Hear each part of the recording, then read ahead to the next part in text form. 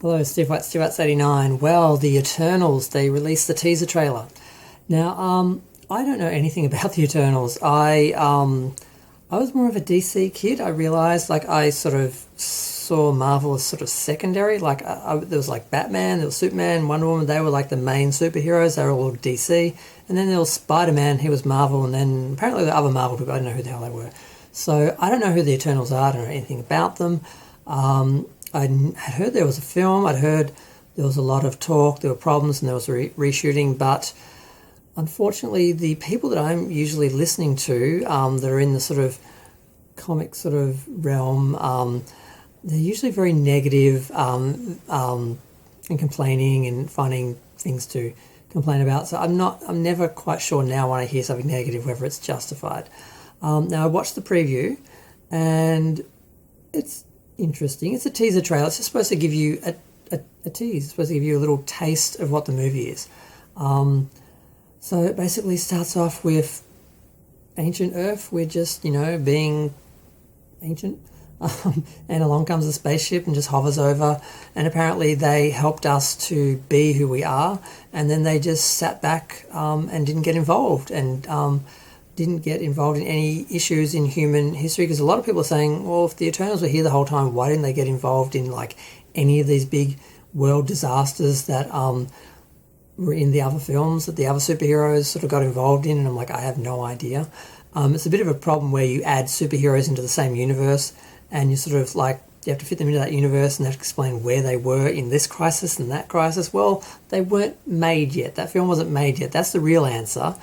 They weren't an option, but once you include them, you then have to explain it. So I don't know how they're going to explain that, but something happens that they feel they have to get involved now and step in. So I don't know what that is. That's, I guess, a bit of a secret. That's what they're leaving out. But what I found more interesting than the preview, because it looks fine. I mean, Angelina Jolie looks gorgeous. Everyone else looks fine. I don't know who any of them are. But what I found most interesting was the reaction people were having. Of course, all the people that I normally watch, the Fandom Menace people, the people who get a living from talking about film and genre stuff, who are all leaning very right at the moment, and they seem to be very much on the same talking points and playing to the same sort of base. It's all very negative, and I'm realising how radicalised I've been lately. And it's like, oh, I probably shouldn't have listened to any of these people, but because they were right about Star Trek, I kind of trusted them on other issues. And then I realised, no, I shouldn't have done that. So I'm trying to look at things a bit more objectively. And I found it fascinating that people are just right away going straight to the race factor. The fact that there is a multi-racial cast, there's a diverse cast, there's white people, there's Indian people, there's Asian people. Was there a black person in there? I can't remember. I think so. There's a whole, just different people, all sorts of folks. That's what we should be seeing. Just like the real world, it's all different folks. It's not all perfect white people. I'm quite happy with diversity in movies. I love it when I'm looking at other faces that aren't white people. I don't like white people. I just don't.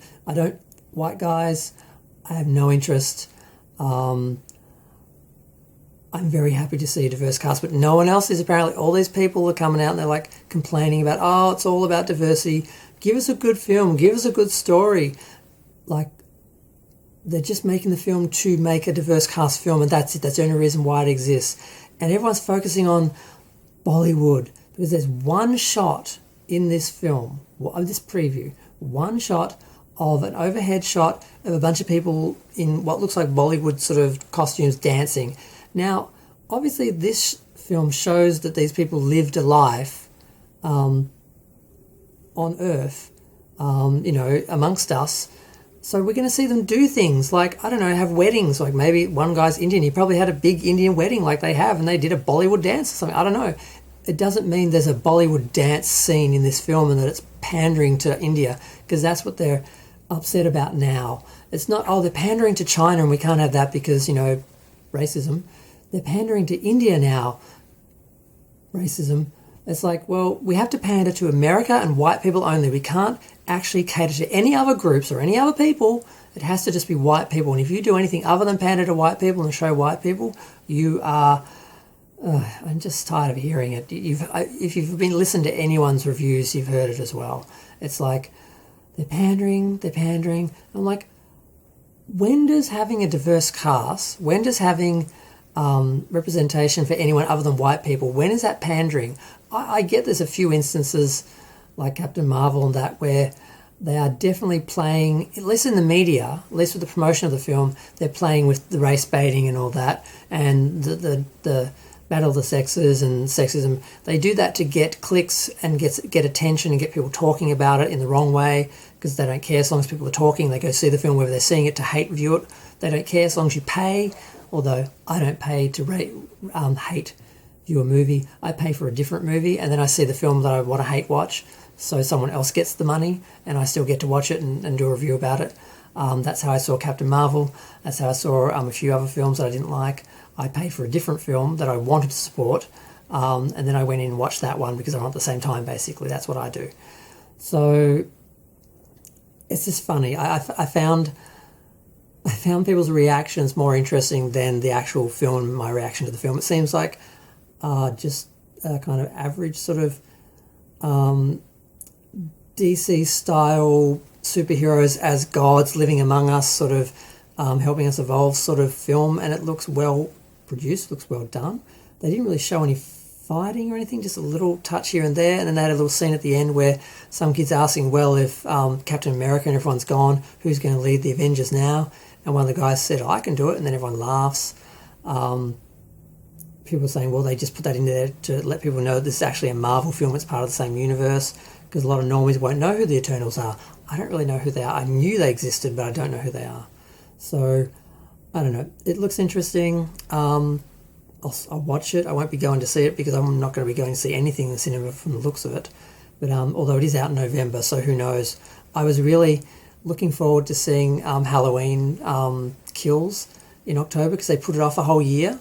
And I thought things should be fine by October. And, it's May and things were looking good, but I don't know where things are going to be in a few months. We may be in the middle of another lockdown.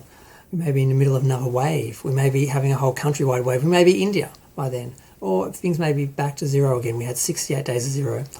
But I just found it really disappointing that the usual suspects, Mr.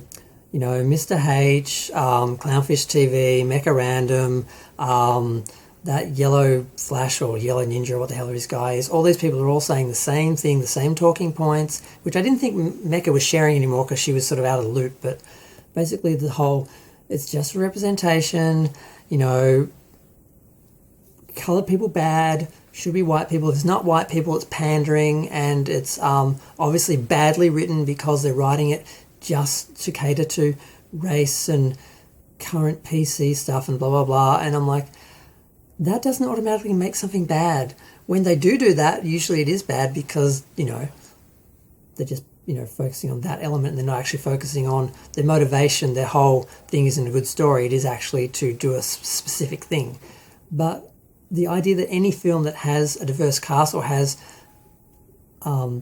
representation has to be of this sort of ilk, it's just racism. It's just plain simple racism. These people are just racist, and the automatic thought is racist, and it's just annoying because these people aren't stupid. I've listened to them for years, and I don't understand why. A part of it is, I know in some people's cases who are heading towards 200,000 subscribers, it's because that's what the base wants. The base are racist. A large part of America is racist, and they know if they play to this and they come out in every film, oh, it's a disaster because they're catering to, the woke, and it's going to be woke, and they're catering to the diversity, and they want the diversity points. Then people will eat that up and listen to that, and it's part of it's like an extension of the whole fear factor of there's always a threat. You have to watch the news. It's like, well, you have to watch these videos to see what's being woke next, and it's just disappointing because I know these people would get less views and less subscribers if they just reviewed things properly and didn't cater to that sort of base. That base is very loyal, like the Trump supporters and the Trumplicans and the Republican Party and all the extreme right people and alt-right people and the geeks and gamers, all that, they're all very well connected. They're all pandering to the same people because they make money. It's very successful for them. It's very lucrative for them. The reason why I don't have a big channel, I never will, is because I'm never going to cater to that. I'm never going to just do that review. I did it a bit with Star Trek, but that's because I honestly believe that it's bad. And it's one of the few cases where it has been woke up and there are real problems with the writing and so forth. But most of the other shows and movies that are being trashed for that, it's just pure racism. It's just people just looking at them from that perspective and writing them off that way and pandering to the audience they know are going to want to hear that. And yeah, I think I've ranted on about it enough. This review of the trailer is more about the review of the reviewers and how it's being seen, which is all very disappointing. But I'm going to go. Feel free to share, like, comment, subscribe. Let me know what you think. Thanks. Bye.